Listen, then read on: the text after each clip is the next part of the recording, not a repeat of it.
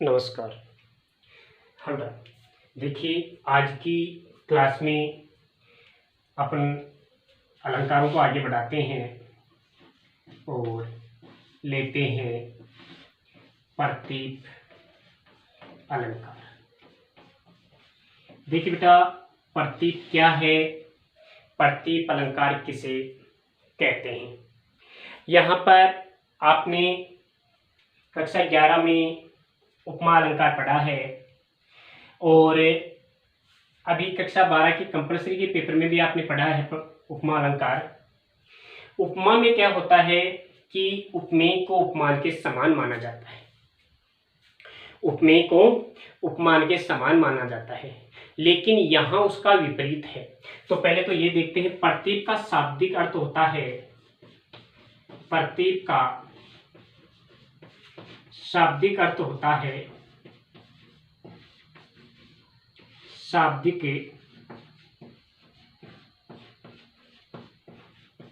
अर्थ होता है उल्टा या विपरीत। उल्टा या विपरीत अर्थात यह अलंकार, अर्थात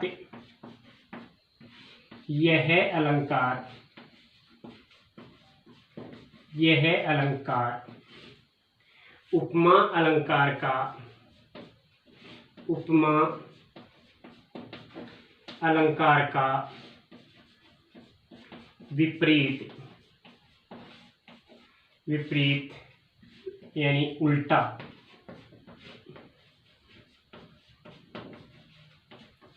अलंकार माना जाता है। यह अलंकार उपमा अलंकार का विपरीत या उल्टा अलंकार माना जाता है। यानी कि उपमा में क्या होता है, उपमा में होता है कि उपमेय को उपमान के समान माना जाता है, उपमेय की तुलना उपमान से की जाती है। लेकिन यहाँ क्या होगा कि अर्थात जब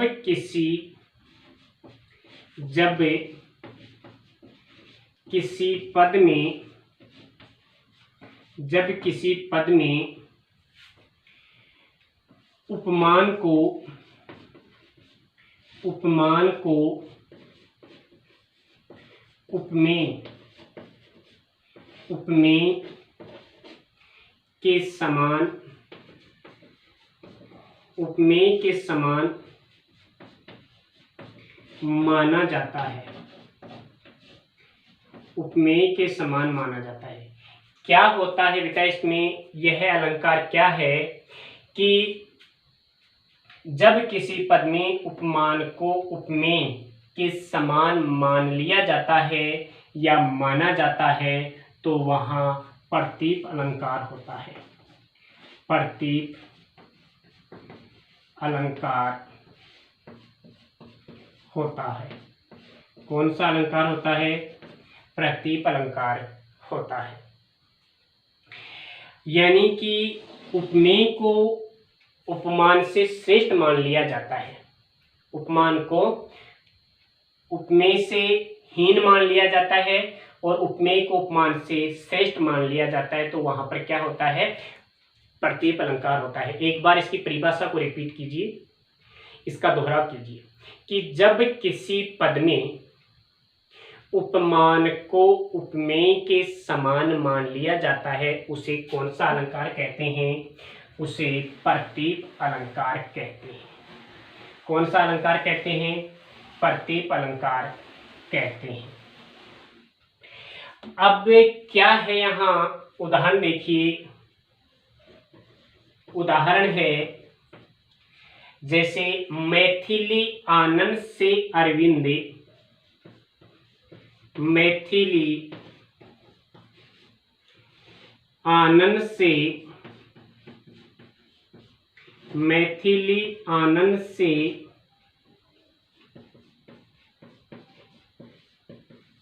मैथिली आनंद से अरविंद कलाधर आरसी जानी परे है। कलाधरे, एक ही पंक्ति है वैसे, कोई दोहा नहीं है। कलाधरे आरसी, कलाधर आरसी जानी परे है, जानी परे है। अब यहां देखो आप, इस काव्य पंक्ति में क्या बताया गया है कि मैथिली आनंद से अरविंद कलाधर आरसी जाने पड़े हैं। मैथिली कहा गया है बेटा सीता जी को। यहां आनंद का मतलब होता है मुख, अरविंद का मतलब होता है कमल, और कलाधर कहते हैं चंद्रमा को, और आरसी कहते हैं दर्पण को। आरसी किसे कहते हैं? दर्पण को कहते हैं।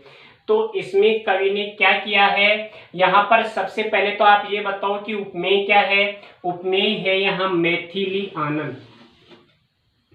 सीता जी का मुख जो है वो क्या है? उपमेय है। लेकिन क्या कहा गया है? मैथिली आनंद से अरविंद कलाधर जाने पड़े, आरसी जाने पड़े, कि सीता जी के मुख के समान कमल, चंद्रमा और दर्पण हैं। जबकि उनके समान सीता का मुख नहीं है, तो क्या है? सीता के मुख के समान है वो, यानी सीता का मुख तो श्रेष्ठ है, और ये कमल, चंद्रमा और दर्पण ये यहाँ पर उपमान, यानी उपमान को उपमेय के समान बताया गया है। इसलिए यहाँ पर कौन सा अलंकार है? प्रतीप अलंकार है। अब यहाँ दूसरा उदाहरण देखें, जैसे तेरो मुख शोभित यहाँ, तेरो मुख शोभित यहाँ, तेरो मुख शोभित यहाँ उदित हुआ क्यों चंद, उदित हुआ क्यों चंद।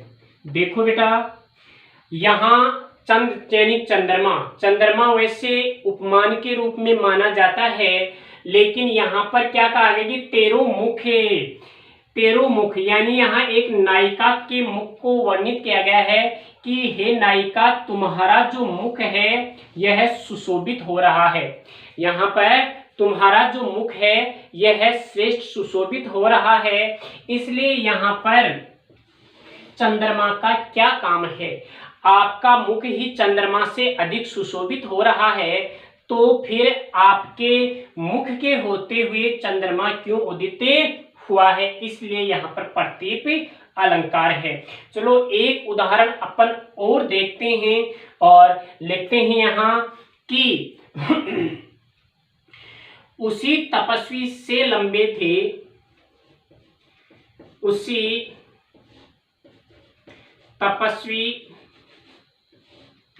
से लंबे थे, उसी तपस्वी से लंबे थे, उसी तपस्वी से लंबे थे देव दारू दो चार खड़े, देव दारू दो चार खड़े, देव दारू दो चार खड़े, उसी तपस्वी से लंबे थे देव दारू दो चार खड़े। अब यहां पर देखिए, तपस्वी जो है क्या है? तपस्वी यहां पर है, तपस्वी यहां उपमान उपमेय है और देवदारू की उपमा दी गई है, लेकिन यहां तपस्वी को श्रेष्ठ बताया गया है, यहां पर संत को, महात्मा को तो श्रेष्ठ बताया गया है, और देवदारू को हीन बताया गया कि तपस्वी के समान खड़े हैं, न कि देवदारू के समान तपस्वी खड़ा है। होना तो ये चाहिए कि देवदारू के जो वृक्ष हैं, देवदारू के जो वृक्ष हैं उन वृक्षों के समान तपस्वी खड़ा है अडेल रूप में, लेकिन यहाँ पर तपस्वी को श्रेष्ठ बता करके देवदारू के वृक्ष को हीन बताया गया है। इसलिए यहाँ पर कौन सा अलंकार है, यहाँ पर प्रतीप अलंकार है। तो इस प्रकार से प्रतीप अलंकार की विशेषता क्या प्रकट होती है कि जब उपमेय को उपमान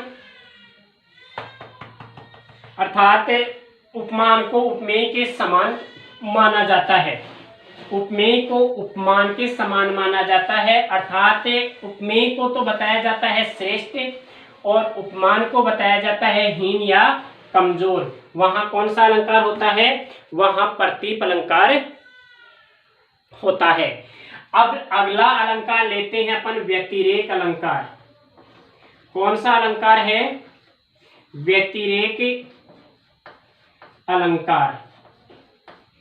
देखिए बेटा, जिस प्रकार से आपने प्रतीप अलंकार का अर्थ देखा कि प्रतीप अलंकार का अर्थ होता है उल्टा या विपरीत, तो यहां व्यतिरेक का शाब्दिक अर्थ होता है बढ़ा चढ़ाकर कहना, बढ़ा चढ़ाकर कहना। क्या है, बढ़ा चढ़ाकर कहना। देखिए, जब किसी पद में, किसी काव्य पंक्ति में उपमेय को उपमान से भी बढ़ा चढ़ा करके वर्णित कर दिया जाता है, अर्थात उपमेय को श्रेष्ठ और उपमान को हीन बताया जाता है। अभी प्रतीप अलंकार में तो क्या देखा था कि उपमान को उपमेय के समान माना जाता है, लेकिन यहाँ समान नहीं, यहाँ उपमेय को श्रेष्ठ बताया जाता है, उपमान को हीन बताया जाता है। उपमान को तो बहुत ही बढ़ा चढ़ाकर वर्णित किया जाता है और उपमेय को बहुत ही कमजोर माना जाता है। तो क्या है, जब किसी काव्य पंक्ति में, जब किसी काव्य पंक्ति में, जब किसी काव्य पंक्ति में, काव्य पंक्ति में उपमेय को, उपमेय को उपमान से, उपमान से, उपमेय को उपमान से श्रेष्ठ बताया जाता है, उपमेय को उपमान से श्रेष्ठ बताया जाता है, बताया जाता है, उसे व्यतिरेक अलंकार कहते हैं। कौन सा अलंकार कहते हैं, व्यतिरेक अलंकार कहते हैं। व्यतिरेक अलंकार कहते हैं। क्या है, यहाँ व्यतिरेक का शाब्दिक अर्थ होता है बढ़ा चढ़ाकर कहना, अर्थात जब किसी पद में उपमेय को उपमान से भी अधिक प्रशंसनीय बताया जाता है, अधिक बढ़ा चढ़ाकर प्रस्तुत किया जाता है, तो वहां पर क्या होता है, व्यतिरेक अलंकार होता है। अर्थात जब किसी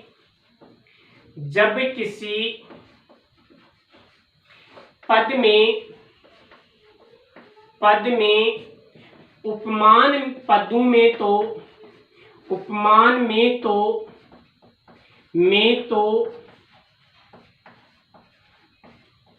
कोई दोष प्रकट किया जाता है, कोई दोष प्रकट होता है,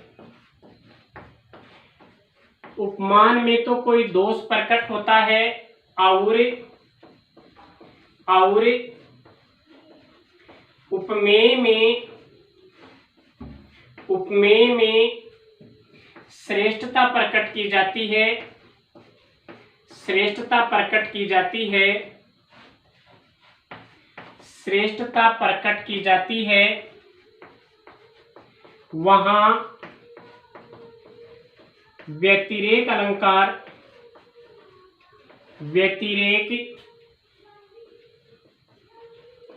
व्यतिरेक अलंकार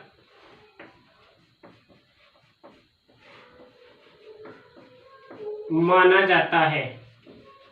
यानी जहां पर उपमान तो क्या होता है, दोष युक्त होता है, और उपमेय में किसी प्रकार का कोई दोष प्रकट नहीं होता, तो वहां पर कौन सा अलंकार होता है, वहां पर व्यतिरेक अलंकार होता है। जैसे जन्म सिंधु पुनि बंधु, जन्म सिंधु, जन्म सिंधु, जन्म सिंधु पुनि बंधु, पुनि बंधु, विष दिन मलिन से कलंक, विष दिन मलिन से कलंक, मलिन से कलंक, सिए मुख समता पाव किमी, सिए मुख समता, सिए मुख समता पाव किमी, पाव किमी, सिए मुख समता पाव किमी, चंद्र बापुरो रंग, चंद्र बापुरो रंग। अब यहां पर क्या किया गया है कि चंद्रमा को, तो चंद्रमा का जन्म तो समुद्र में होने के कारण यह विष से मलिन है, और यह विष से मलिन होने के कारण कलंकित है, कमजोर है। लेकिन सीता का जो मुख है, वह सीता का जो मुख है, सीता मुख समता पाव किमी, यानी कि यहाँ कवि ने बताया गया है, कवि ने बताया है कि जन्म सिंधु पुनि बंधु विष दिन मलिन से कलंक, सिए मुख समता पाव किमी, चंद्र बापुरो रंग। कवि कहते हैं कि बेचारा जो चंद्रमा है, बेचारा जो चंद्रमा है, वह समुद्र में जन्म लेने के कारण विष युक्त है, वह मलिन है और वह गरीब है, इसलिए यह सीता के मुख से समानता कैसे प्रकट कर सकता है। तो यहाँ सीता का मुख तो बताया गया है श्रेष्ठ, और चंद्रमा का जो मुख है उसे मलिन बताया गया है, उसे विष युक्त बताया गया है, और उसे गरीब के समान बताया गया है, कमजोर बताया गया है। इसलिए यह सीता के मुख से समानता कैसे प्रकट कर सकता है। तो यहाँ उपमेय को तो श्रेष्ठ बताया गया है और उपमान को हीन बताया गया है, इसलिए यहाँ पर कौन सा अलंकार है, व्यतिरेक अलंकार है। इसलिए यहाँ पर कौन सा अलंकार है, व्यतिरेक अलंकार है। अभी आप एक उदाहरण और देखिए, इसमें क्या है, जिनके यश प्रताप के आगे शशि मलिन रवि शीतल लागे, जिसके जिसके या जिनके यश प्रताप के आगे, जिनके यश प्रताप के आगे शशि मलिन रवि शीतल लागे, शशि मलिन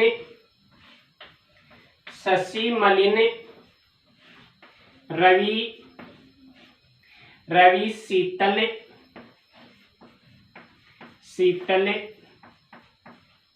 लागे। तो बेटा इसमें यह बताया गया है कि यहाँ किसी व्यक्ति के शौर्य का वर्णन किया गया है, उसकी वीरता का वर्णन किया गया है, और बताया गया है, कहा गया है कि उस वीर योद्धा के यश यानी उसकी कीर्ति, उसके प्रताप के सामने तो शशि भी मलिन लगता है, शशि भी कांतिहीन लगता है, और रवि भी शीतले लगता है। तो शशि और रवि जो ये उपमान पद है, यह उपमान पद तो कमजोर है, यहाँ हीन है, और उस वीर योद्धा का जो यश और प्रताप है वह है सूर्य और चंद्रमा से भी आगे है, श्रेष्ठ है। इसलिए यहाँ पर व्यतिरेक अलंकार है, उपमान को हीन बता करके उपमेय की श्रेष्ठता को प्रकट किया गया है। अब यहाँ आप देखिए, एक उदाहरण देखिए, उदाहरण है साधु ऊंचे शैल सम, साधु ऊंचे शैल सम, साधु ऊंचे शैल सम किंतु प्रकृति सुकुमार, किंतु प्रकृति सुकुमार। देखिए जो शैल हैं, जो पर्वत हैं, वे प्रकृति के ही एक अंग हैं कि कहीं पर्वत हैं तो कहीं मैदान है, तो कहीं पठार है, तो कहीं समुद्र है, तो कहीं पर रेगिस्तान है। लेकिन यहाँ साधु जो उपमेय है उसको तो शैल के समान, पर्वत के समान बताया गया है, और प्रकृति को सुकुमार यानी शैशव अवस्था में बताया गया है। इसलिए यहाँ उपमेय को श्रेष्ठ बता करके उपमान की हीनता को प्रकट किया गया है, अर्थात उपमान पदों का कमजोर होना और उपमेय पदों का श्रेष्ठ होना इस अलंकार की पहचान मानी जाती है। तो बेटा ये आपका अलंकार का टॉपिक पूरा होता है, और अब अपन आगे की क्लास में काव्य गुणों के बारे में चर्चा करेंगे। काव्य गुण पढ़ेंगे जो बहुत ही छोटा सा टॉपिक है, शायद एक या दो क्लास से एक क्लास में या तो संपन्न हो जाएगा या 2 क्लासों में उसको संपन्न करेंगे। तो अभी आप अलंकार और छंद का अध्ययन कीजिए, उसके बाद अगली क्लास में अपन काव्य गुणों का अध्ययन करेंगे। धन्यवाद।